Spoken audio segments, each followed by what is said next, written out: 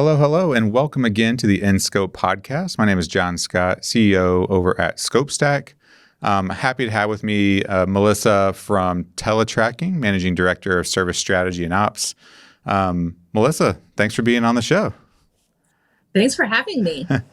Well, so y'all been around ScopeStack for, I don't know, about a year now or so?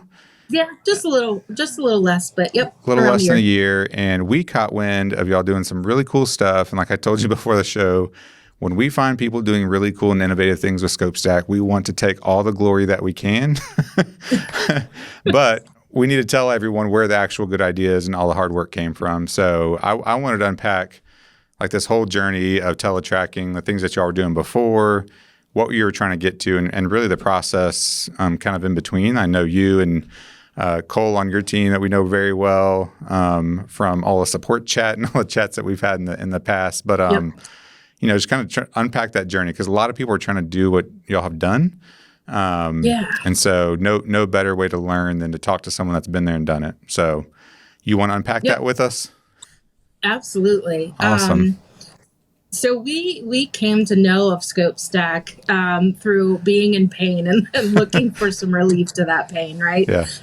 We were, in a process of going through digital transformation with our general CPQ process, and we had what we thought was a good assumption that we could just have one system that would do all of the CPQ for our products and our services. Yeah. And we started down that path. And that's a hard enough path in and of itself because I don't think we're alone in that we had kind of this hairball infrastructure of where we were creating our service offers from, numerous Excel sheets and different systems, some very advanced, some not. Yeah. And we moved all that into this product CPQ tool, right? And we quickly discovered that keyword being product. Product yes, CPQ. It was a good tool to scope our products. It was not a good tool to scope our services. And in fact, it was actually bogging that system down because it wasn't designed to do that. Yeah. And those are two different things, right? Like product and services. We've talked to, and I think you and I talked about this before the show, but like, I love hearing people say like they're two different things because they are. I wouldn't say one's necessarily more complex. I think there's just different considerations that need to happen from services to product. Absolutely. Yep. And the buildup, right? When you're talking about services and you're talking about labor and resources and hours and how those components come together, we knew there had to be something better out there. Yeah. And that's when we said, what can we find? And how we came to discover there are tools specifically for the services industry to do scoping. So yeah, well, there's only one in my mind, Melissa, but I'm glad. I'm just kidding. There's only one for us as well. So can you give us a high level, and you don't need to go into all the details because I know y'all have a very uniquely built out business and system, but just some of the names of products that y'all were, or systems that y'all were using at a high level that you're trying to, right, you probably had some CRM and you had some data analytics and you had some other pieces. Like these are big platforms. They have a lot of specific use cases for each of them. And you're trying to solve your own pain, right? For your team, strategy and ops, like solve that for your team, but it had to fit within the ecosystem of what teletracking was already doing. You couldn't just reinvent the wheel all over. Yeah, we have some best-in-breed systems for what they do, right? We use Salesforce for our CRM. We use NetSuite for our ERP. We have, I'll call it Cantata, but it'll always be Maven Link to me for our PSA tool.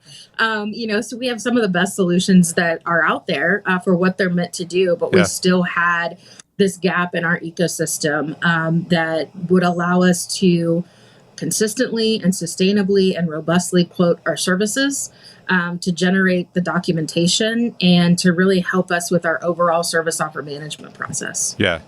Well, and that's so maybe starting to kind of unpack some of the requirements for your business that you're trying to solve. So was it speed of scoping? Instead of me making assumptions and stuff, can you give us a high level what you're trying to solve, really?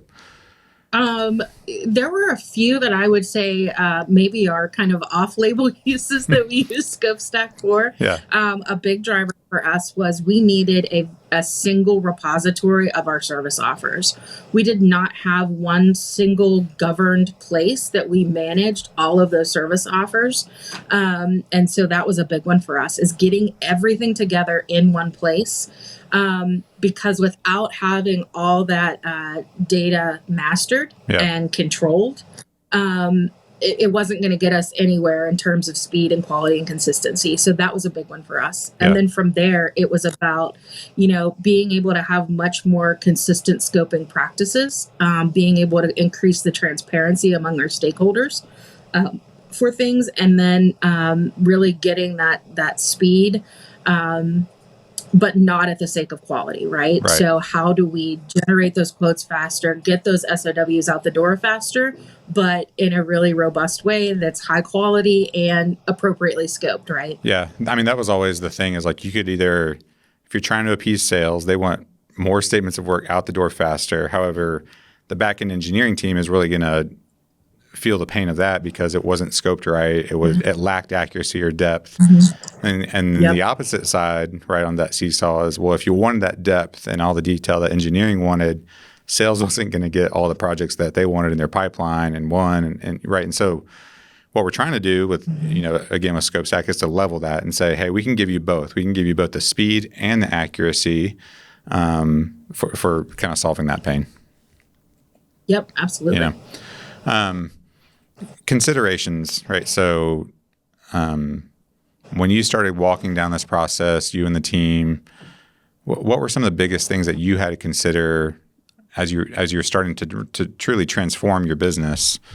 Did you have to go back and review a lot of data? Did you have to get the business bought into what you're trying to do? Like, what were some things you had to fight through? Yeah.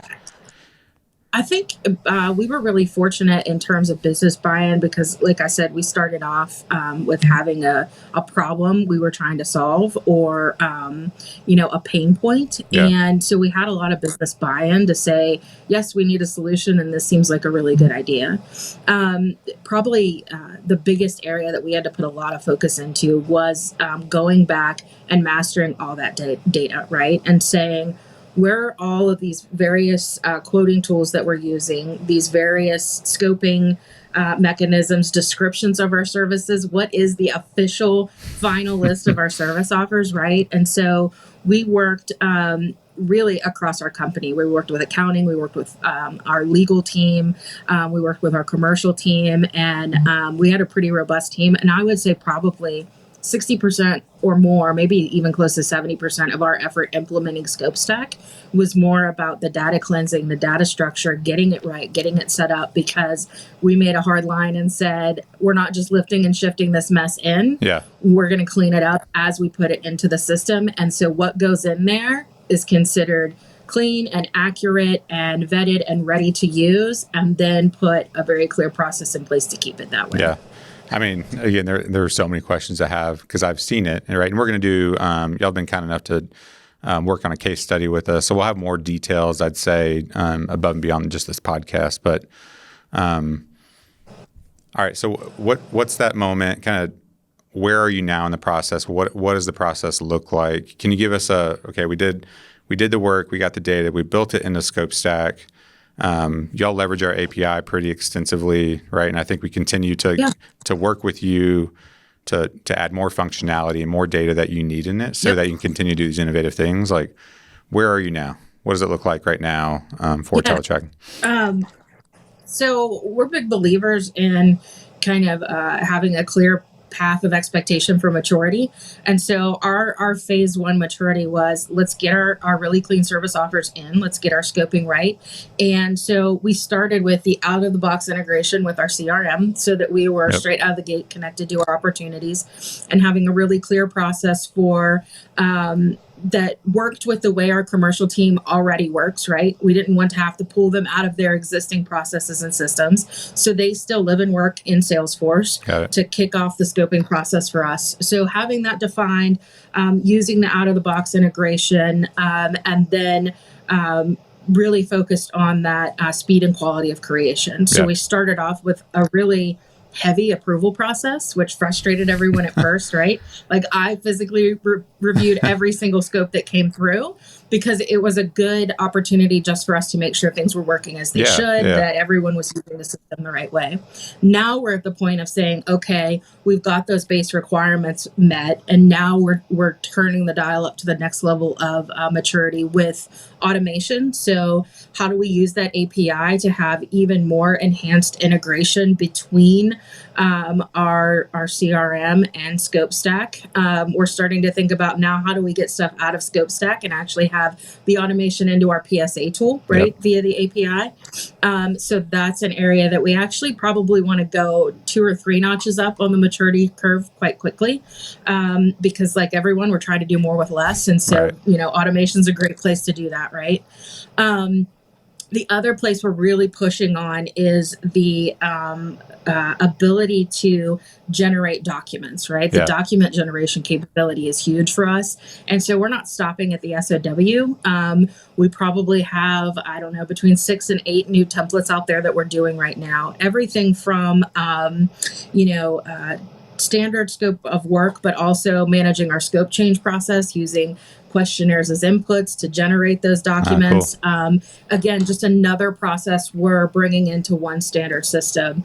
The most exciting one we're doing right now is actually something that Cole's working on, where we're using, because we have all the metadata around our offer in ScopeStack now, and that includes things like what are the deliverables for this offer, the out-of-scope items for this offer, right? What's the value of it, or the sales pitch? We're creating these one-pager data sheets. So we actually have that built as a template, and you can apply a service offer and then actually generate the data sheet real time for that particular service offer, right? That could have taken us 6 to 8 to 12 weeks before working with marketing to do. And now we just hit a button and boom, it's bugged out, it's on brand, it's perfect. Like work with marketing to define like the background template, and y'all can work on what data is in there and what, I mean, that's, yes, I'm glad we have way smarter people than me now using the platform, because I think there are so many different options. Like we had another client that was, they're using it to complete like the as-built document creation. So they're getting client sign-off on post-sales activities via ScopeStack and our DocuSign integration. So scope out the project. They have an as-built template that they let the engineers fill out, and then they send that back through DocuSign and ScopeStack together. But, you are some of the kind of the leaders for us around leveraging the API and getting the data. Can you maybe tell me a little bit more about how you're using that? I know I've seen a lot of your Power BI integrations and some other pieces. Like what is the purpose of getting that data, and what is the, using the API, what has that done for y'all from business? The first thing that we used it for was that Power BI connection. It was really important to us that we had we talk about all the different tools and stuff. We had like this Word document version of our service offering menu. And as well as I do, what happens to Word documents that float around. Day one, they're great. About the moment it's mailed, right?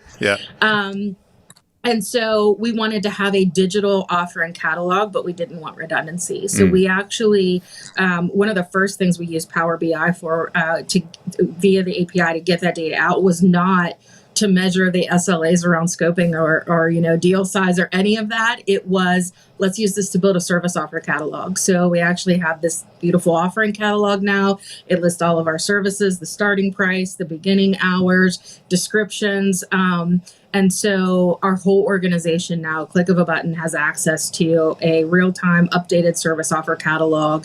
And, within seconds of any update that we make, it's live and it's always current for us. So as you're building new services and solutions inside of ScopeStack, that data is automatically published to that service offering catalog that the whole sales team can see, right?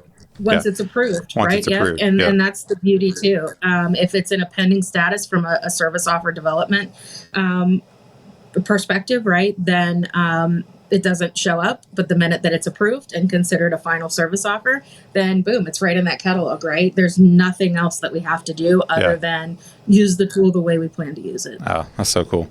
So Salesforce, Power BI, NetSuite, to come? What else? Mhm. What else am I missing that you're integrated with, or from Right a now, workflow we're doing standpoint? some work. Yeah, we're doing some work with the API. We're actually doing it right before this call, where we've connected it in. We're a Microsoft shop here. We Yeah. use Microsoft for just about everything. So we've actually built out a custom connector for the API so that we can use it within Microsoft Flow, Mm. which then really unlocks our ability to plug data in and out of ScopeStack from a workflow perspective anywhere we want, right? Like Yeah. we're huge Teams users, we're huge SharePoint users. And so our goal now is, that some of these things that we might need to do updates for, we can kind of bring those to where people get their work done, Yeah. and let them interface with the system. So that's what we're working on now. Chatbots. You see chatbots in your future using the questionnaire or survey to do anything? Potentially. We use a lot of chatbots externally for our clients. Okay.